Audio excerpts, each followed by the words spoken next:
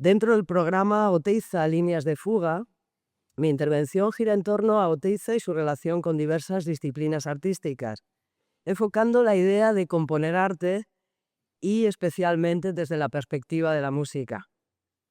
La fotografía de portada del programa, quiero decir, es una muestra de los posibles vínculos entre artes, en este caso escultura y fotografía, porque se trata de la interpretación de la dinámica de la ola de Jorge Oteiza, escultura, arquitectura, urbanismo, poesía, dibujo. Formuló tentativas en cine, música y ballet. Era adicto a pensar estética, lingüística, antropología y a anotar sus pensamientos, miles de documentos custodiados en el Museo Oteiza. En los años 50 ve reconocido su trabajo en distintos ámbitos. Fue el único escultor involucrado ya desde el anteproyecto de la nueva Basílica de Aránzazu, que data de 1950, de los arquitectos Francisco Javier Sáenz de Oiza y Luis Laorga. En 1954, el Premio Nacional de Arquitectura recayó en Sáenz de Oiza y José Luis Romaní junto con Oteiza por su propuesta Una capilla en el Camino de Santiago, aunque nunca llegó a realizarse. En la fotografía vemos en 1956 en su taller de Nuevos Ministerios en Madrid, cuando gozaba ya de reconocimiento nacional e internacional, sobre todo como escultor.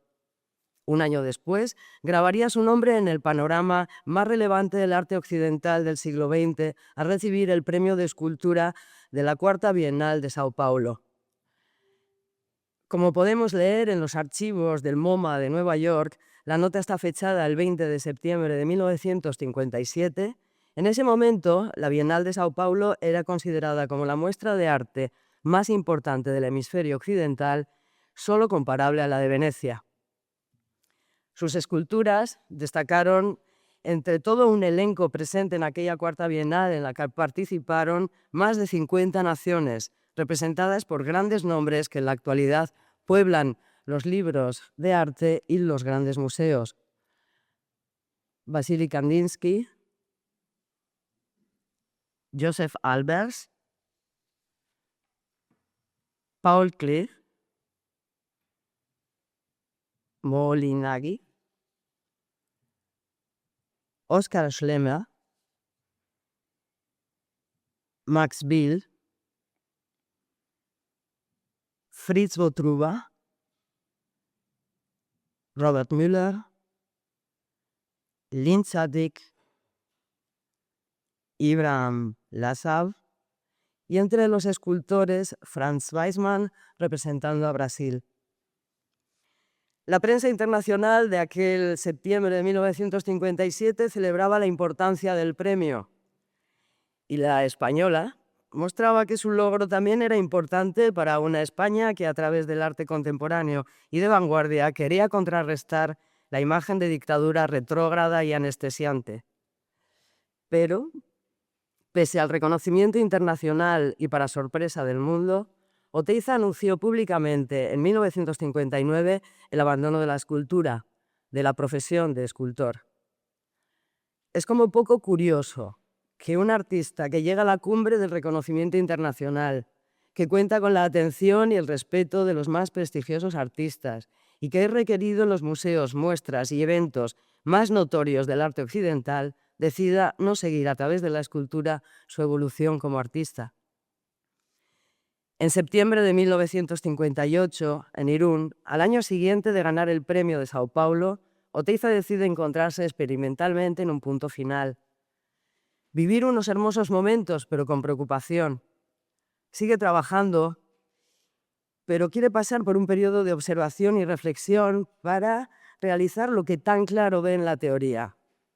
Se plantea aplicar su espacialismo puro a otros campos como el de la música concreta, el del cine, el teatro, la poesía, el ballet y la novela. Y si se plantea aplicar su espacialismo puro a otras artes es porque todo es lo mismo. Todas las artes confluyen en una sola, y dice, si has visto algo en una, lo verás en otras. Si has descubierto algo en una, lo descubrirás en otras. Para Oteiza, componer es una actividad propia de todas las artes. Para él, La historia del arte es la de todas las artes. En el pasado de una cualquiera de las artes están todas las artes. La tradición histórica de un músico es juntamente con toda la música y con todas las artes. Componer es una cuestión de elección, disposición y gestión de materiales y recursos. En un escrito titulado Obra compuesta, Oteiza anota: el arte es la lengua con todos los medios de la comunicación, es la herramienta compuesta de todos los lenguajes. Estéticamente es el habla con todos los medios, lenguaje de las ideas, de los sentimientos, de las palabras, de los números, de las imágenes, de los signos, de todos los sentidos. Y añade: sería lo mismo llamar a esta nueva estatua novela o llamar estatua a la novela o a la música. El escritor monta el libro como una estatua, una exposición el artista como un libro estatua el escritor. Todo creador se reconoce en la pérdida regional de sus límites. Este podría ser el caso del compositor Arnold Schoenberg. El cuadro proyectado es Die Erwartung, La espera, pintado por Schoenberg para su monodrama en un acto de 1909. Oteiza califica al compositor de pintor, pero no por lo que pintaba, sino haciendo referencia a que el sonido es una dimensión del color. El pintor Vasily Kandinsky, amigo de Schoenberg, veía colores según timbres y energías. El negro era silencio. Impresión 3 es un cuadro pintado tras asistir el 2 de enero de 1911 en Múnich a un doble estreno de Schoenberg, el segundo cuarteto de cuerdas y 3 piezas para piano. El cuadro corresponde al concierto. Oteiza dice: no oigo la música, la veo. Y recordando la banda sonora de la oscarizada película de Stanley Kubrick, Barry Lyndon, escribe: yo más que oír la música, la veo. Es cuando estéticamente puedo decir que oigo. Reflexiona sobre el sonido de los colores y el color de los sonidos y escribe: el oído ve el sonido en el espacio como el ojo ve el color en el espacio. En un conjunto de cuartillas escritas entre 1980 y 1985, encontramos una carta dirigida al escultor Agustín Ibarrola. Oteiza comienza diciendo: te he visto subido a una escalera abrazar a la altura de su pecho un árbol. He oído a los árboles cantarte el coro de sus voces blancas, pintadas por ti de blanco, y otros árboles atentos, antiguos, en silencio, con los ojos abiertos, sus voces pintadas de rojos y azules. Y termina: el viaje de tu vuelta desde tu pintura en la tela a tu pintura escultura concierto, identificado en libertad con la naturaleza. Refiriéndose a su propia obra, también utiliza la expresión concierto y llama a 3 de sus esculturas acumulación o concierto de formas positivas y negativas. Asimismo, se refiere al friso de Aránzazu en términos musicales y dice que es la entonación religiosa de mis ideas formales, de mi concepto de escultura. Entre 1950 y 1951 se inició el proceso para la construcción de la Basílica de Aránzazu, según el proyecto que ya hemos mencionado de Sainz de Oiza y Laorga. Oteiza aparecería involucrado en el anteproyecto ya y se encargaría de la estatuaria. Realizaría los 14 apóstoles y la Pietà. Se trata sin duda de un ejemplo único del inicio de la modernidad en la arquitectura pública y arte religioso del País Vasco y en el Estado español. Un templo con sentido público que implicaba al gobierno y a la Iglesia, lo que acentuaba además el carácter referencial del proyecto. Pero la obra fue paralizada por la Iglesia 4 años después.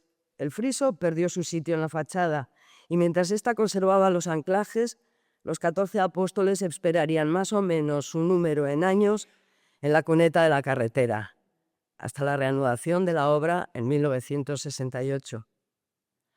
En este contexto, en 1954, Oteiza escribía el poema Androcanto y Sigo, cuyo título se completa con Ballet por las piedras de los apóstoles en la carretera. Estoy lleno de nieve y bailo. Estoy lleno de piedra y callo. A partir del friso, Oteiza se había considerado ensayar varias versiones. Primero poema, segundo teatro, tercero ballet. Esta última una disciplina con la que ya había tenido contacto en Chile en los años 30. A la vez, daba por sentado que este proyecto, como muchos otros, quedaría abandonado en un cajón. Se trataba del ballet del friso. Androcanto y bailo. Su ballet de los apóstoles, vocalizado primero, sería un ballet donde se coreografía la piedra. Un escenario con 14 puertas de donde salen y entran los bailarines, donde ponen en movimiento a los apóstoles, figuras negras por fuera y blancas por dentro, y mientras el sacador de puntos a la mesa. Aquí quizá una aclaración: el sacador de puntos es un profesional que reproduce el diseño deseado de una escultura, trasladando las medidas obtenidas del objeto a base de puntos y uniéndolos en triangulación, de modo que pueda realizarse el molde de una figura. Los 14 apóstoles y el sacador de puntos a la mesa. Ese ballet sería una suite, un conjunto de danzas, una suite de 3 movimientos, con ruido de martillo, diálogos y rima luego la palabra. Oteiza quería hacer música. En 1958, un momento crítico de los conflictos en Aránzazu, y como hemos comentado, al año siguiente de ganar el premio de Sao Paulo, en un punto de inflexión en su experimentación, Oteiza escribía: «Estoy planeando la aplicación de este espacialismo puro a otros campos, como el de la música concreta y el cine, el teatro, la poesía, el ballet, como conclusiones espaciales igual a cero, y la novela igual a cero. Me embargan toda la atención en esta temporada». Y claro, surge la pregunta: ¿pero sabía hacer música? Pues no. Entonces, ¿cómo pensaba hacerla? Oteiza entiende que antes se componía oyendo, y piensa en Bach, pero que actualmente se compone viendo, se compone como un escultor, con los medios encima de la mesa.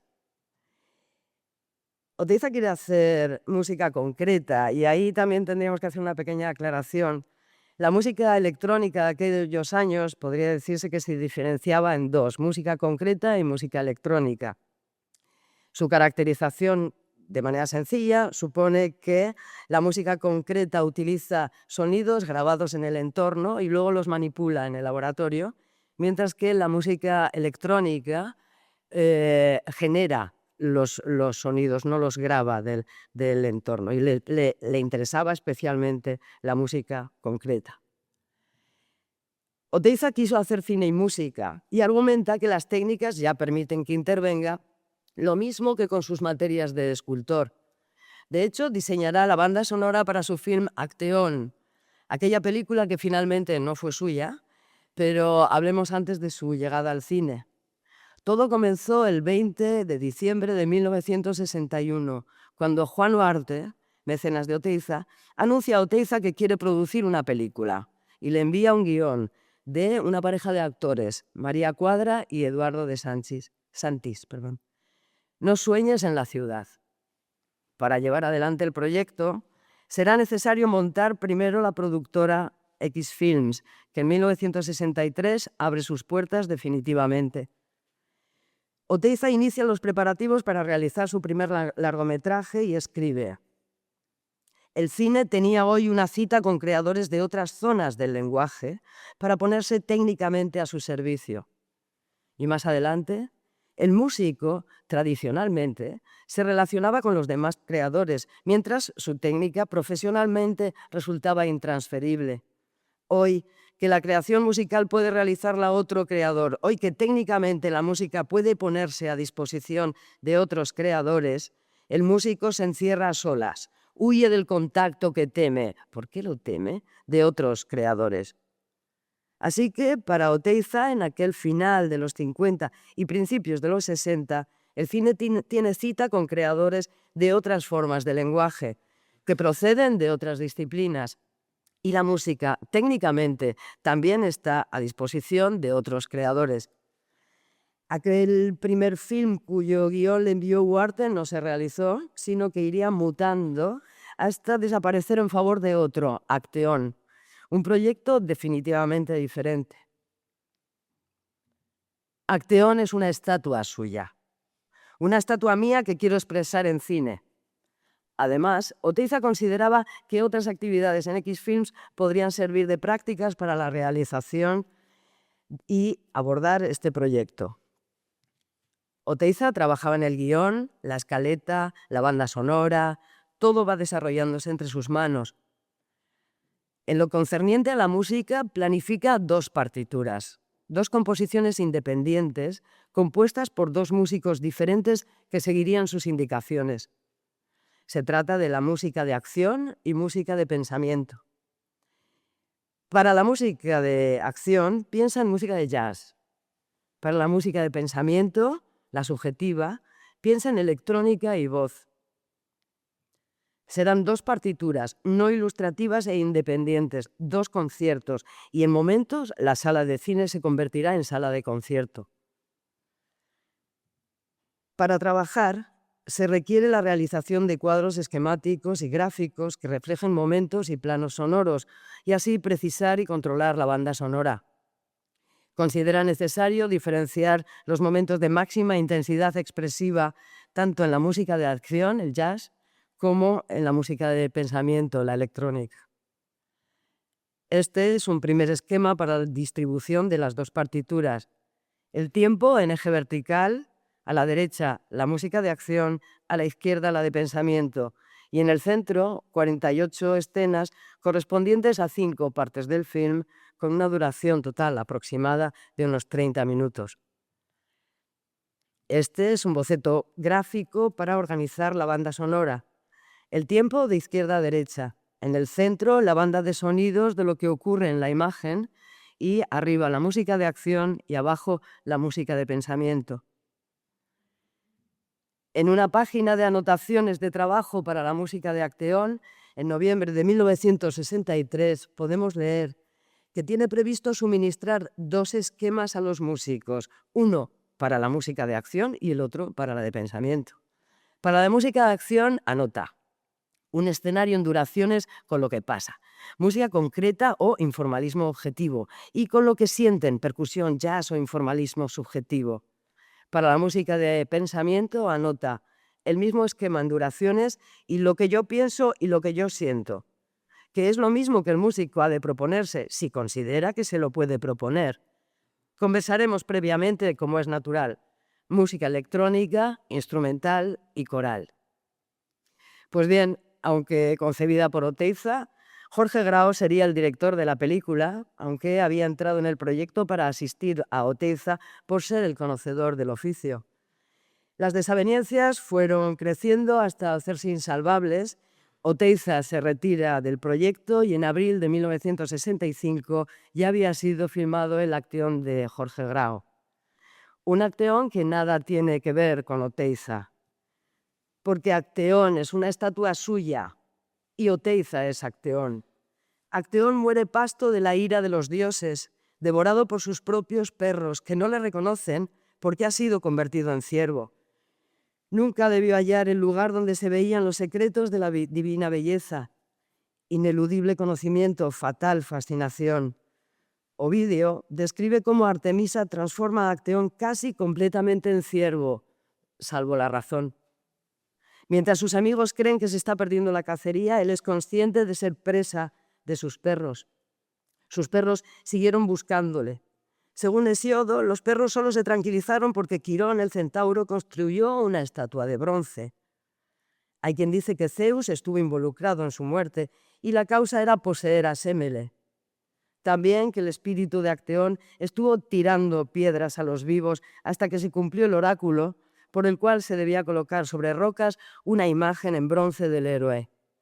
Incomprendido conocedor, víctima consciente, piedras, perros, amigos, belleza, Oteiza es Acteón. Pero volvamos a lo de componer arte. Cine, ballet, pintura, música. Oteiza estudia la relación entre las artes y lee y reflexiona sobre textos de muy diversa procedencia y perspectiva. como el escritor y filósofo Miguel de Unamuno, el filólogo y crítico Julio Casares, el tenor y musicólogo Isidoro de Fagoaga, los filósofos Arthur Schopenhauer y Jean-Paul Sartre, y también es referencia histórica la teoría de los colores de principios del siglo XIX, Die Farbenlehre, de Johann Wolfgang von Goethe. Este es el círculo de colores de Goethe, una ilustración que refleja el uso simbólico, místico y alegórico del color. De Goethe es también una de las metáforas más acariciadas para relacionar arquitectura y música. En su viaje a Roma, a donde llegó en noviembre de 1876, refiriéndose al juego de líneas y perfiles, armonía y proporciones en la arquitectura de la ciudad, Goethe habla de música muda, wie eine stumme Musik. Igualmente, otros pensadores del siglo XIX acuñaron expresiones afines vinculando música y arquitectura, como Schelling, que en su Philosophie der Kunst, filosofía del arte, califica la arquitectura como erstarrte Musik, que suele traducirse como música petrificada, aunque en realidad se acercaría más decir música inmóvil o paralizada, porque la expresión original en alemán hace referencia a la imposibilidad de movimiento, pero no alude al material piedra, como ocurre en esta traducción del castellano. Schopenhauer, por su parte, habla de arquitectura como música congelada, gefrorene Musik. Estos vínculos históricos se fundamentan sobre todo en el número, garante de belleza y reflejo de lo absoluto, en relaciones matemáticas, en geometría y proporción, vínculos que de una manera u otra recorren la historia del arte occidental desde la antigüedad hasta nuestros días. Existen numerosos ejemplos de vínculos entre arquitectura y música fundamentados en relaciones numéricas. Uno de ellos es el motete isorrítmico de Guillaume Dufay, Nuper Rosarum Flores. Está compuesto en base a las proporciones de la Catedral de Florencia. Se estrenó el 25 de marzo de 1436, cuando se terminó la cúpula diseñada por Filippo Brunelleschi, y con motivo de la consagración de la catedral. El resultado es una especie de catedral sonora que en su organización numérica y simbólica funciona como correlato musical del espacio sacro. Oteiza, mientras escucha la sinfonía en re menor de César Franck, recorre espacios imaginarios y afirma: la música de César Franck no es de programa, es arquitectónica, como un sistema de ideas, como un templo gótico. Parte de un tema, lo desarrolla a veces con harta amplitud y luego reaparece como un recuerdo entre los temas de los tiempos que le siguen. Y en el reverso del mismo documento escribe: el paisaje que relata Franck es el que rodea la catedral, pero siempre acaba y vuelve a pasearse en pisos internos de la catedral. El músico es arquitecto.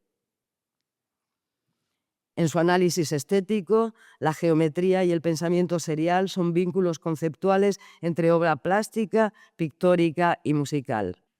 A la izquierda, una serie de cajas vacías constituye para Oteiza una serie suprematista, en base a la abstracción geométrica de Kazimir Malevich, que vemos justo debajo. En el documento de la derecha, compara los procesos seriales con los dodecafónicos de Anton Wedern y también con el Guernica de Picasso. En contexto musical, el serialismo supone la utilización de series para generar y gestionar el material compositivo. Estas series pueden crearse a través de diversos parámetros sonoros: alturas, duraciones, matices. Cuando se crean series con los 12 tonos en los que se divide la octava según la tradición musical europea, y la serie contiene esas 12 notas, todas las blancas y negras que habría en una octava del piano antes de que se repita, esas 12, y las presenta primero en serie y sin repetición, hablaríamos de una serie dodecafónica. Este serialismo, que inauguró el siglo XX y determinó la nueva música europea, sigue ciertas normas compositivas marcadas por la denominada Segunda Escuela de Viena, con un maestro, Arnold Schoenberg, y dos alumnos, Anton Wedern y Alban Berg, como protagonistas. El Museo Judío de Berlín, de Daniel Libeskind, realizado entre 1993 y 1999, Está relacionado con la ópera de Schoenberg, Moses y Aarón, cuyo libreto se basa en el libro Éxodo de la Biblia. Se trata de una obra serial dodecafónica con la que trabajó el compositor entre 1923 y 1937, pero que quedó inacabada. Según el propio arquitecto, Libeskind, la arquitectura del museo completa la ópera inacabada. Oteiza, otro aspecto que vincula la obra plástica y la música es el de la concepción de la forma. Oteiza propone entender la obra como un organismo espacial, donde la forma puede representarse como un poliedro multidimensional, y escribe: toda obra de arte en cualquiera de las disciplinas creadoras tradicionales, arquitectura, poesía, escultura, pintura, música, actualmente podemos afirmar que es un organismo espacial, una construcción visual, con idénticos problemas y paralelismo formal evidente. Ya no es correcto afirmar que se entiende de pintura, pero no de música. Me refiero a la naturaleza estética fundamental de la obra, a su funcionalismo espacial. E imagina así los volúmenes sonoros. Y parece estar muy cerca de la representación gráfica del primer movimiento de la obra Música para cuerdas, percusión y celesta, compuesta por Béla Bartók en 1936. Esta imagen es su representación analítica realizada por Larry Solomon en 1973 y revisada en 2002.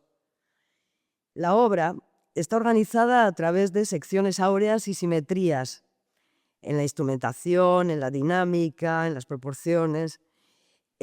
Si se fijan abajo, podemos ver bar, compás, 5, 8, abajo en la línea baja, 5, 8, 13, 21, 26, 34, 38, 45, 52, 56, zas. Justo aquí estaría la principal sección áurea, el clímax de la obra. Todas las letras phi, esas letritas griegas en magenta que se ven también señaladas arriba de las secciones, todas son las secciones áureas que tiene la obra. Es decir, tiene una sección áurea principal ahí con el clímax, pero luego cada una de las secciones se vuelve a dividir en sección áurea y en sección áurea, y así podemos ver todas esas phi que representan la sección áurea.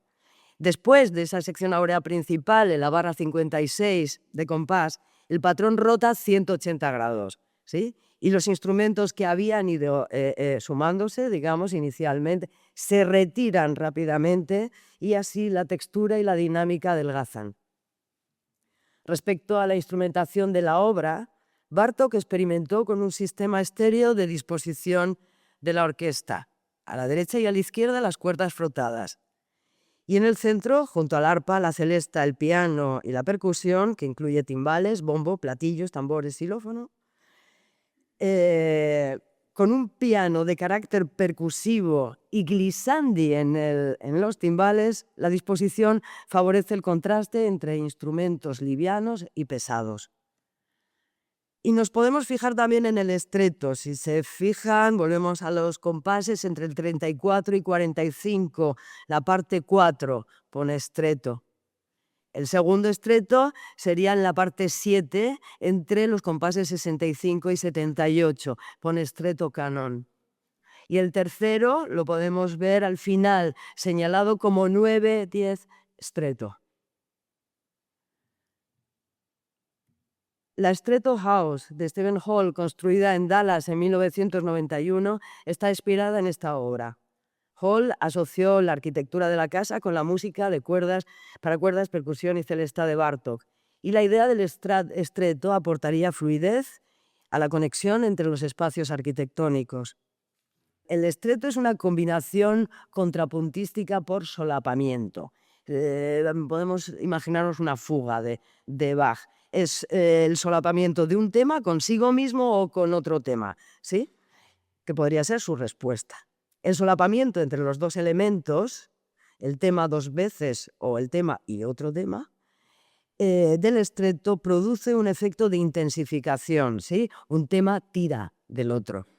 Esto es lo que inspira a Stephen Hall con la Stratohouse, y que el elemento, digamos, simbólicamente más potente, como veremos, es precisamente el estreto. El estreto, a diferencia de una relación de encadenamiento, de yuxtaposición, que guardan lógica, las relaciones o que sencillamente es una detrás de otra, lo que consigue ese solapamiento del estreto es un efecto de acumulación, de intensificación por superposición. Además, el estreto evidencia que los elementos pueden combinarse tanto horizontal como verticalmente. La idea del estreto musical inspira a Hall a organizar el espacio concatenando y superponiendo, de tal manera que cada parte se vincula de manera especial con la siguiente, lo que se observa en las relaciones entre superficies y niveles de los suelos, en las relaciones entre techos y paredes, en los muros, en las entradas de luz. El edificio consta de 4 secciones, al igual que la composición de Bartók consta de 4 movimientos. Lentos los impares y rápidos los pares. Las 4 secciones de la casa estreto articulan 2 elementos materiales contrastantes que remiten a la instrumentación de Bartók, la mampostería pesada y ortogonal asociada a las percusiones y las estructuras metálicas ligeras y curvilíneas, junto con las cristaleras asociadas a los instrumentos de cuerda. La arquitectura traduce así la diferenciación tímbrica y textural de la música para cuerdas, percusión y celesta, mediante la oposición entre masa constructiva, ligereza estructural y la modulación de la luz en el espacio. En el jardín, el agua del canal atraviesa 4 presas, que al desbordarse también simbolizan los solapamientos de un estreto. A través de ellas se crean en el agua 4 cuadros espaciales de hormigón con marco metálico. El agua, además, refleja el paisaje exterior y los espacios que se superponen reflejados desde el interior. Habría muchos ejemplos que relacionan música y arquitectura, pero si enfocamos aquellos años, aquel final de los 50 y principios de los 60, en los que Oteiza le embarga el pensamiento artístico transdisciplinar, la actitud artística suya de atravesar las disciplinas, hay un edificio especialmente interesante, construido en 1958 en Bruselas, el pabellón Philips de Yanis Xenakis, Edgar Varese y Le Corbusier. En noviembre de 1960 en Irún, Oteiza planifica la realización de 2 films, uno publicitario y otro documental, en Pamplona, respondiendo a un encargo de las Industrias Huarte. El film publicitario de Muebles Huarte, con música electrónica y una duración aproximada entre 1 y 3 minutos, estaba previsto para su difusión en cines. El documental sobre las Industrias Huarte tendría una duración prevista bastante flexible, entre 3 y 10 minutos, y la banda sonora podría contener música concreta y electrónica. Oteiza propone partir de la experiencia de Le Corbusier 2 años antes, en 1958, en Bruselas. Y para la música cuenta con el músico Fernando Remacha, parte importante de la historia de esta ciudad. Pero se presentan problemas técnicos para la realización de las ideas que barajan Oteiza y Remacha. Y la solución pasa por la creación de un laboratorio de música en cooperación con el Conservatorio de Música, la Facultad de Matemáticas, intentando además conseguir la colaboración de la empresa electrónica Philips y de la UNESCO. Conversa también con el compositor Luis de Pablo, quien, aunque no tiene práctica, se muestra entusiasmado de pensar que se podría montar algo en Pamplona. Oteiza piensa que la ampliación del concepto de espacio ha llevado a que todas las artes sean espaciales. La técnica está al servicio de la conciencia estética. Y dice, ya existe la posibilidad técnica de crear música para todo aquel que estéticamente puede crearla y antes estaba impedido. Lo cierto es que pocos años antes, entre finales de los años 40 y principios de los 50, se crean en Europa 2 centros experimentales dedicados a la composición con medios electroacústicos, uno en París y otro en Colonia. En Francia, Pierre Schaeffer y Pierre Henry fueron los pioneros de la música concreta, con el apoyo de la radio-televisión francesa y donde se creó el Groupe de Recherche de Musique Concrète en 1951. Y gracias a la ayuda de la Nordwestdeutsche Rundfunk, Herbert Eimer fundaba en Colonia el Studio für elektronische Musik, en cuya dirección le sucedería Karl-Heinz Stockhausen 12 años después. Por cierto, que Stockhausen estuvo en 1961, en noviembre, en Pamplona, invitado por Remacha, el incansable, para impartir una conferencia. Stockhausen, Oteiza y Remacha se fueron a cenar al restaurante Aralar, acompañados por el arquitecto Luis Vallet, poco cotillo. También se les unió el arquitecto Fernando Redón y en su casa escucharon y comentaron 3 obras más, Cyclus, Gruppen y Carré. Bastante impresionante, no solo la reunión, sino que Pamplona estuviera abierta a personajes como, entre otros, Karl-Heinz Stockhausen, quien en ese momento en realidad lo que estaba dando era conferencias por el mundo mundial. Bien, Pamplona entonces. A estos 2 centros, París y Colonia, hay que añadir la Tape Music en Nueva York, donde estos, sin instalaciones permanentes, pero contando con estudios privados, trabajarían los experimentalistas norteamericanos, John Cage, Earl Brown, David Tudor, Christian Wolff, Morton Feldman. Finalmente hay un tercer vértice de laboratorios en Europa, y es en Italia. Lo ofrecerá Milán en 1955. Quando Luciano Berio y Bruno Maderna fundan el Studio di Fonologia Musicale di Radio Milano, gracias a la colaboración de la radiotelevisión italiana.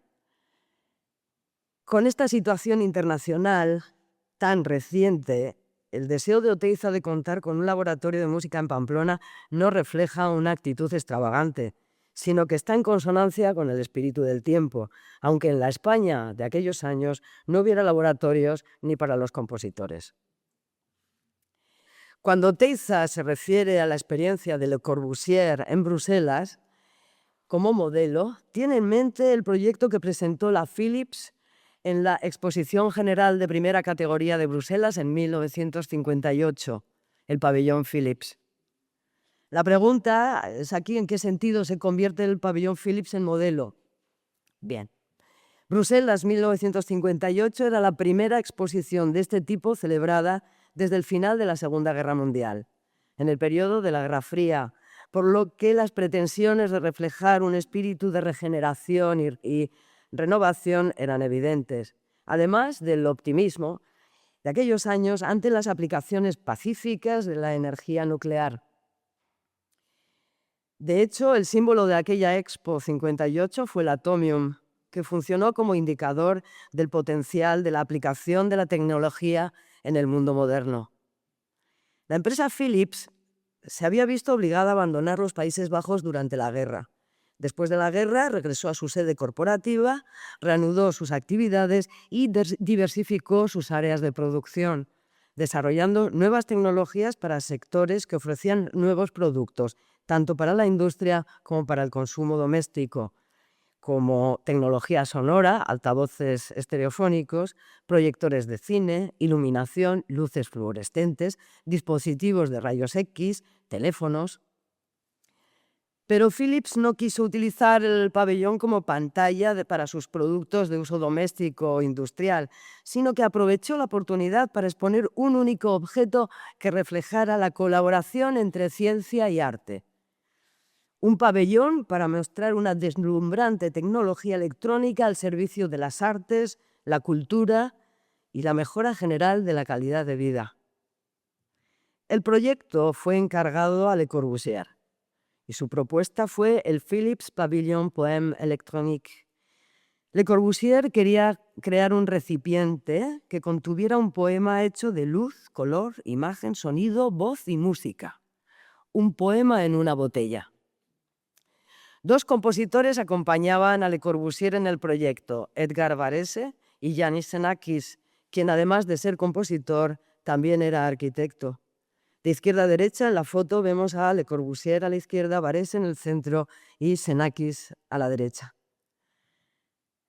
Le Corbusier estaba demasiado ocupado en la ciudad, en India, diseñando los principales edificios de gobierno e inmuebles culturales de la ciudad de Chandigarh, Punjab.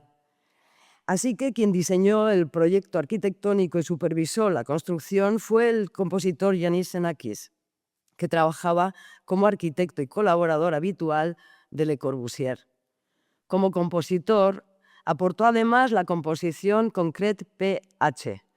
El título menciona dos elementos del proyecto arquitectónico, parábola e hipérbola. La construcción del pabellón fue realizada en láminas de hormigón y lo destacable de las superficies empleadas es que se trataba de superficies arqueadas, cada una de ellas curvada en dos direcciones opuestas. Su planta presentaba un espacio central con forma de estómago, conectado a un conducto de acceso y otro de salida. Era capaz de contener unas 500 personas de pie que saldrían metafóricamente digeridas tras realizar un recorrido de unos 10 minutos de duración. Durante la transición de entrada se escuchaba Concret PH de Xenakis y esta era la primera pieza con la que se confrontaba al público, nada más entrar en el estómago. Mientras que Poème électronique de Varese era con 8 minutos de duración y asociada al montaje de imagen y luz, la pieza característica de Poème électronique. Con la colaboración de profesionales de Francia, Países Bajos y la India, Le Corbusier trabajó con la animación de imágenes estáticas para crear la dimensión visual del poema. Imágenes y luces de color proyectados en las curvas superficies del pabellón Philips para crear ambientes visuales. Varese supo aprovechar la oportunidad y utilizó una cinta de 3 pistas y cerca de 400 altavoces para concebir el poema electrónico y vincular la pieza al montaje visual en aquel particular espacio arquitectónico. Utilizó efectos de reverberación, estereofonía, eco y elaboró un complejo sistema de recorrido de sonido para crear la sensación de movimiento alrededor de los espectadores y ofrecer la posibilidad de percepción multidimensional de la obra. Para algunos, aquel pabellón Philips resultó ser una suerte de Gesamtkunstwerk, obra de arte total, y para otros responde a una primera forma de las actuales instalaciones artísticas. Pero volvamos al edificio y a Xenakis. El arquitecto y compositor utilizaba la matemática, el cálculo y la probabilidad para trabajar desde una concepción espacial del fenómeno musical. Le interesaba la microtonalidad y el sonido continuo. Hacía música estocástica, que viene a ser cuando la probabilidad matemática se aplica a la música. Pero la idea clave de Xenakis era que la matemática podía ser aplicada a cualquier forma artística. En su manera de componer, exploraba un intercambio de procedimientos entre arquitectura y música, hasta el punto que la construcción del edificio del pabellón Philips se basó en una obra suya compuesta 4 años antes, Metástasis, de 1954, un glissando en el espacio. El diseño del pabellón se corresponde con la partitura de Metástasis. La construcción está estrechamente ligada al trabajo compositivo musical de Xenakis y a sus esfuerzos en torno a la continuidad, tanto en la música como en la arquitectura. En la imagen de la izquierda superior vemos los esquemas de trabajo de composición, inferior también, y a la derecha sí es una reproducción de la partitura, la página donde más claramente se ve las caídas de los glissandi en las cuerdas.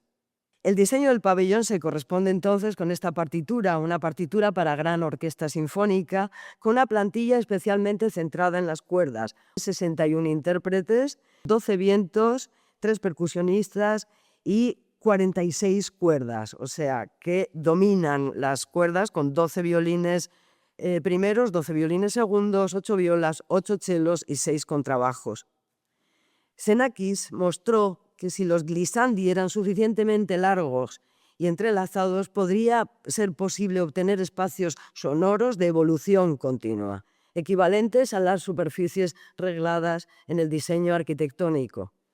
La partitura de Metástasis se convierte entonces en arquitectura. La expresión gráfica delata visualmente las relaciones y pueden apreciarse las analogías de la partitura con el edificio.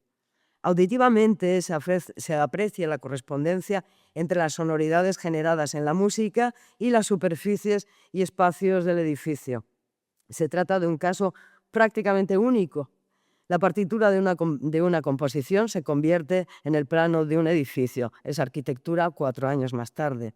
Escuchamos el inicio, un fragmentito del inicio y un fragmento del final de Metástasis, dirigida por el director de orquesta Arturo Tamayo, la Orquesta Sinfónica de Luxemburgo. Esta grabación es una grabación de referencia.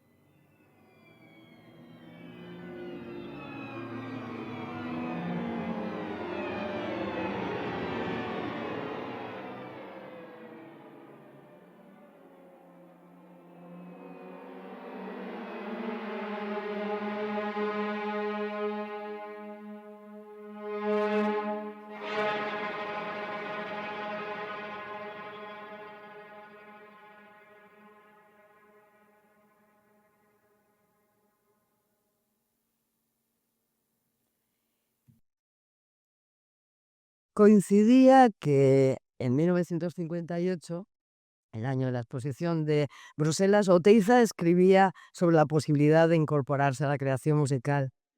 El artista estaba históricamente imposibilitado, pero ahora podía, gracias a la tecnología, crear música.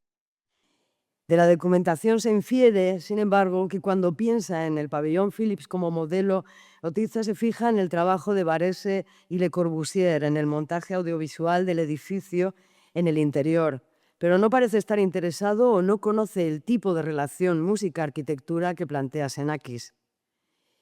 Vistas las iniciativas de Xenakis, su idea de que la matemática podía ser aplicada a cualquier forma artística, que del trazo salga primero música y de ahí las superficies arquitectónicas, y que Oteiza se plantea aplicar su espacialismo puro a otros campos como el de la música concreta, el cine, el teatro, la poesía, el ballet y la novela, es probable que Xenakis hubiera sido precisamente el interlocutor ideal para las ideas de Oteiza.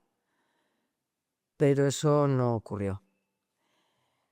Oteiza quiso hacer música gracias a un laboratorio de música, pero la coyuntura tampoco acompañó, porque el primer laboratorio de música electrónica en el Estado español fue ALEA, creado en 1964 en Madrid. Fue fundado con el apoyo de la familia Huarte y en las instalaciones de su empresa, con el fin de facilitar y ampliar la experimentación sonora que venían desarrollando los compositores Luis de Pablo, Miguel Ángel Coria, Carmelo Bernaola, entre otros. No he encontrado imagen de ALEA, por lo que he tenido que poner una imagen que, bueno, al fin y al cabo son los encuentros de Pamplona, que sería la imagen de abajo a la derecha, los encuentros de Pamplona en 1972, y más o menos en el centro estaría Luis de Pablo. Pero incluso fuera de España, resulta difícil encontrar ejemplos de aquellos años en los que artistas de obra plástica trabajaran en los laboratorios de música. Encontramos 3 casos que pueden suponer además como 3 modelos coincidentes en el tiempo. El primero sería la coautoría intermedial, con escultura sonora y performance en el ecosistema parisino de la música concreta. Me refiero a la imagen superior izquierda. Se trataría de Nicolas Schoeffer, quien aparece en la documentación asociada a Pierre Henry en 1956. Realizan una performance interactiva vinculada a la escultura cibernética. 1956. El segundo caso sería la foto superior a la derecha, las 2 fotos. Es un caso de compositor y artista visual que compone directamente en el estudio. Hablaríamos de Nam June Paik, quien en 1959 en el laboratorio de Colonia realizaría collages sonoros, sus made compositions. El tercer caso, abajo a la izquierda, es el caso de un artista plástico integrado en la estructura interna de un laboratorio y de un estudio, pero en el aspecto de investigación aplicada. Bernard Bachet, entre 1962 y 1965, estaría trabajando con escultura sonora y el artista sería responsable de la investigación ligada a la clasificación requerida para el tratado de los objetos musicales del compositor Pierre Schaeffer, que fue publicado en 1966. Encontramos en estos modelos casos de artistas que a través de una actitud transdisciplinar abordaron campos de trabajo que no se correspondían con la disciplina de referencia de su carrera artística. Cuando Oteiza piensa en dedicarse a la música, dice: no he considerado jamás el tipo de solución artística que me pudiera corresponder como posible expresión propia, como personal repetición de mi mundo, ni del que me rodea, sino aquella que complete lo que me falta y corresponda al tiempo que nos ha tocado vivir. Y debo servirle. En esta búsqueda de soluciones artísticas que le correspondan como posible expresión propia, es donde engarza la afirmación «todo es lo mismo», y nos preguntábamos qué significa y en qué se transforma ese discurso. Cuando Oteiza sostiene que todo es lo mismo, piensa y habla de componer arte. El problema no es que se plantee la transgresión disciplinar, sino querer componer arte mientras se preserva la lógica histórica que delimita las disciplinas. Todos los proyectos así se quedaron en intentos truncados. Quizá podríamos especular que si hubiera nacido medio siglo más tarde, estaría planteando hacer música y abandonar la profesión de escultor, en el 2008, cuando el uso de los home studios, estudios caseros para la composición de música electroacústica, ya era asequible, usual y corriente.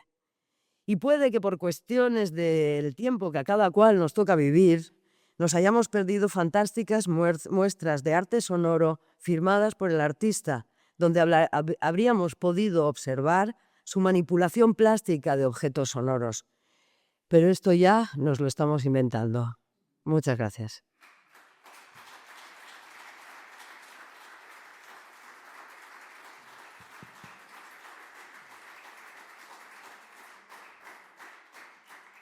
Tenemos la suertecilla, en el caso de que alguien quiera ver la partitura, de que tengo la partitura del director de orquesta Arturo Tamayo, su partitura personal, además con la dedicatoria de Yanis Xenakis. Y la primera hoja era la que habíamos visto en la proyección. Si alguien desea echar un vistazo,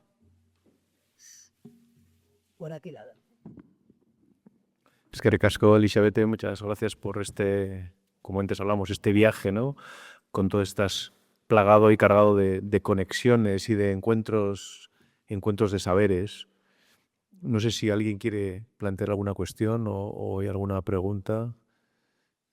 Si no, un poco la sensación de esta sesión es que pese a esos encuentros tan interesantes que comentabas, con Remacha, con Stockhausen, parece que a Oteiza en algún momento le falta como interlocución, ¿no? En el mundo musical. No sé si realmente tuvo esa interlocución, sobre todo teniendo en cuenta que en aquellos años el mundo artístico está totalmente desarticulado, pero el mundo musical no. Quiero decir, hay escuelas de música, hay conservatorios. ¿Encuentras interlocución? ¿Tiene interlocutores, interlocutoras en el mundo de música? A ver, yo ahí pienso que hay dos cuestiones. Una es la cuestión de la actitud y otra de los interlocutores. Para mí, Oteiza se encierra en su nicho y cuando sale, sale a transmitir algo. No sale a hablar de colaborar con. Por otro lado, sí vemos que Fernando Remacha,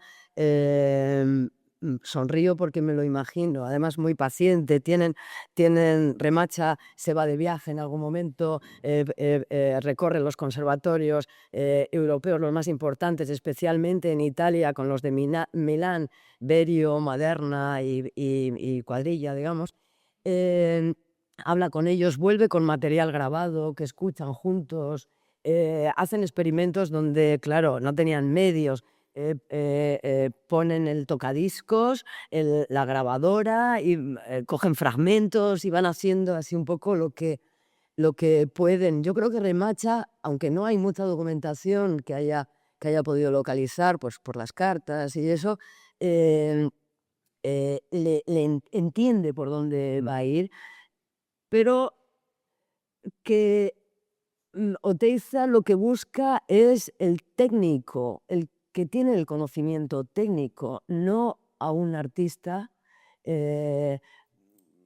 con el que comunicar, trabajar, intercambiar o evolucionar las ideas, sino tiene la idea y necesita a alguien técnico.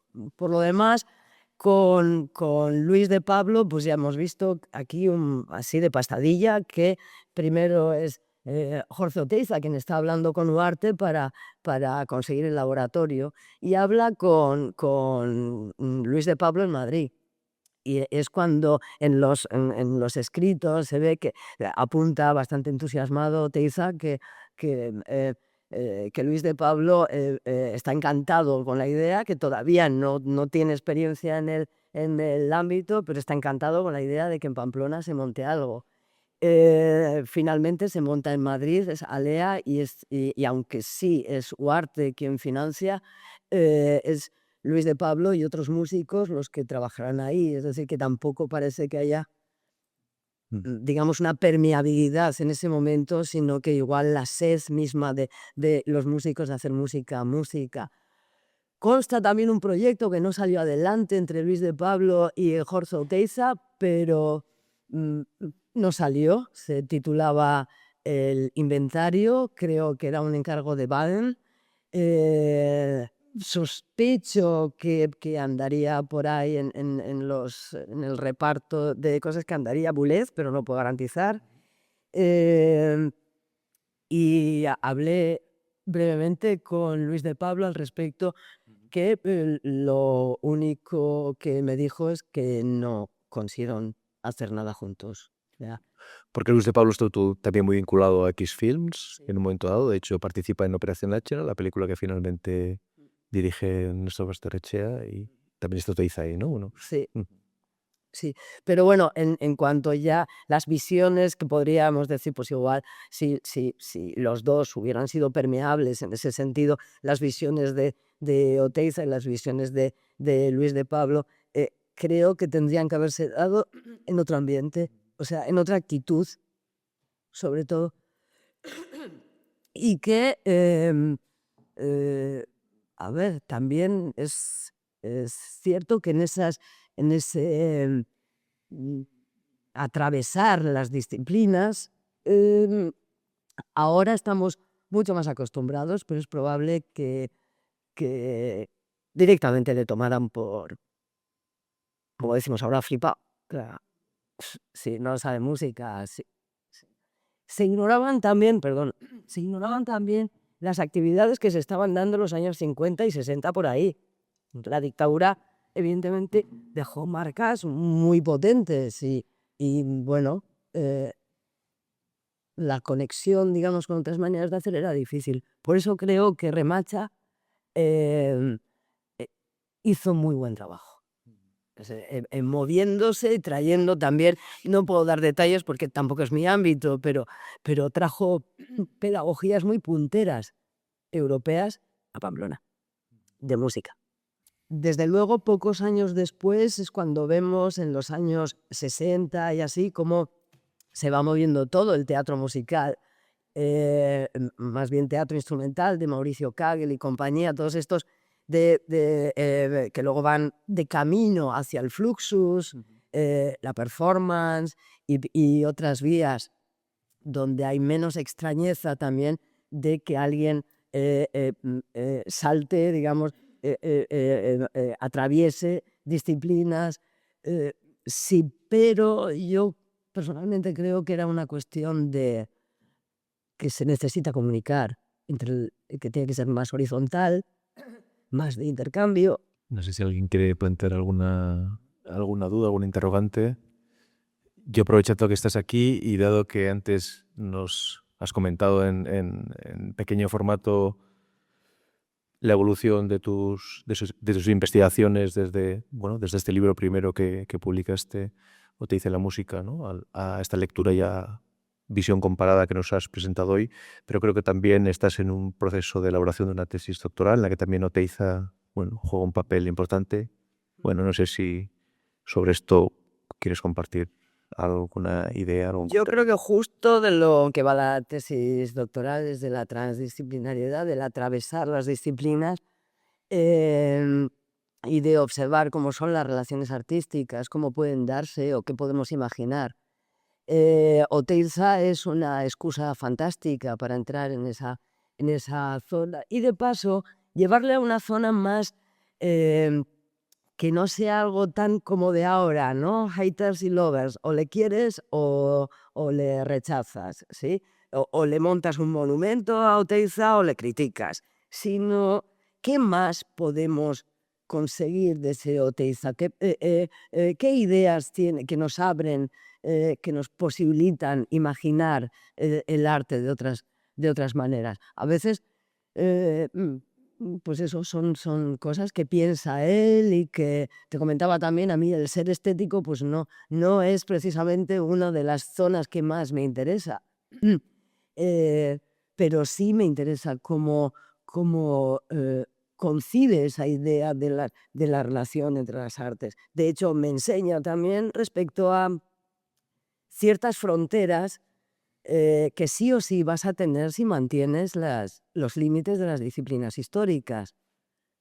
Ergo, tiene que haber otros caminos de comunicación, de los que luego beben también las disciplinas. O sea, no es que con eso no estoy pensando ni mucho menos en deshacernos de la disciplina, ni hablar. Vengo además de una zona de hiperespecializados, ¿no? Todos somos músicos, pero luego yo no sé tocar la trompeta.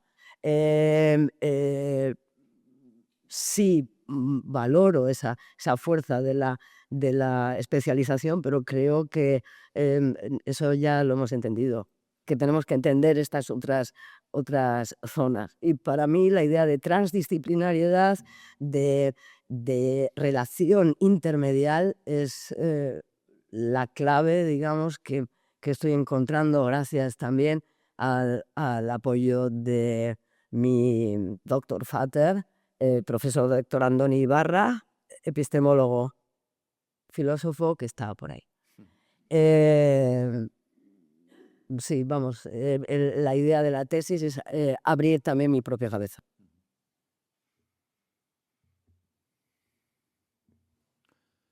No sé si hay alguna cuestión más. Si no, seguiremos pensando en Oteiza como una excusa perfecta para seguir imaginando y seguir imaginándonos.